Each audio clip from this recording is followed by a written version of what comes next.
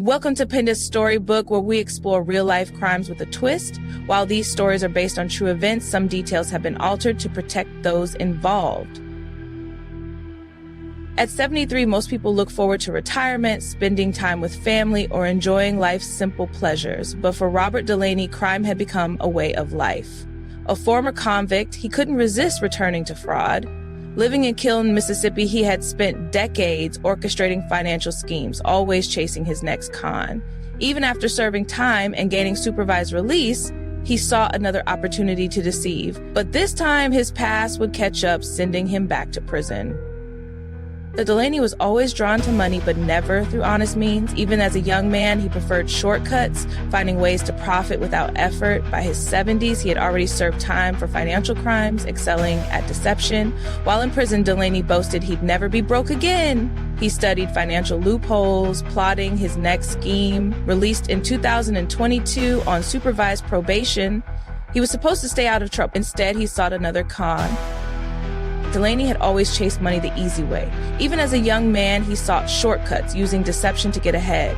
By his 70s, he had already served time for financial crimes, mastering fraud and manipulation. In prison, he boasted he'd never be broke again, spending hours studying financial loopholes. Released in 2022 on supervised probation, he was expected to rebuild his life.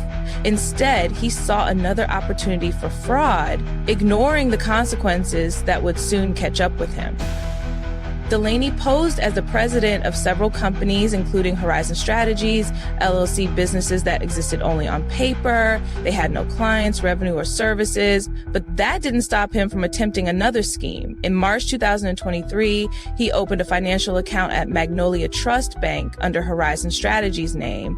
Soon after, he tried depositing a fraudulent $10,000 check from a co-conspirator. The check was drawn from a nonprofit supporting a Florida library, money meant for the community.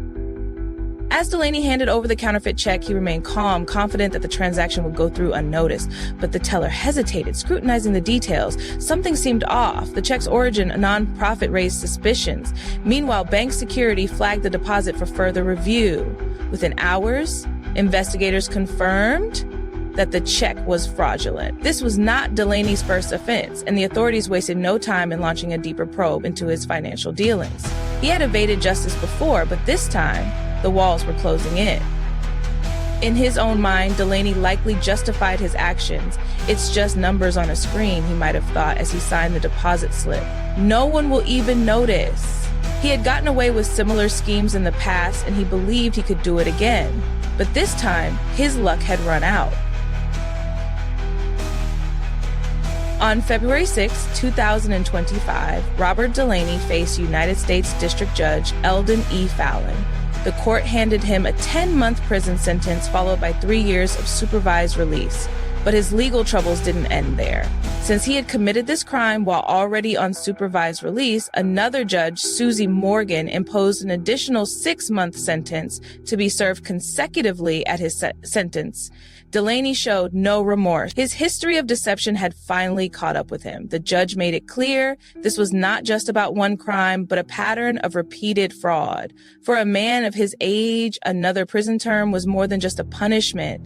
It was a harsh reminder that old habits die hard. Some people never learn from their mistakes, and Robert Delaney seems to be one of them. As his prison cell door closed, did he finally realize the weight of his actions?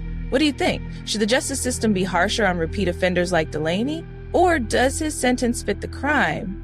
Let us know your thoughts in the comments below. Don't forget to like, share, and subscribe for more true crime stories from Pinda's Storybook.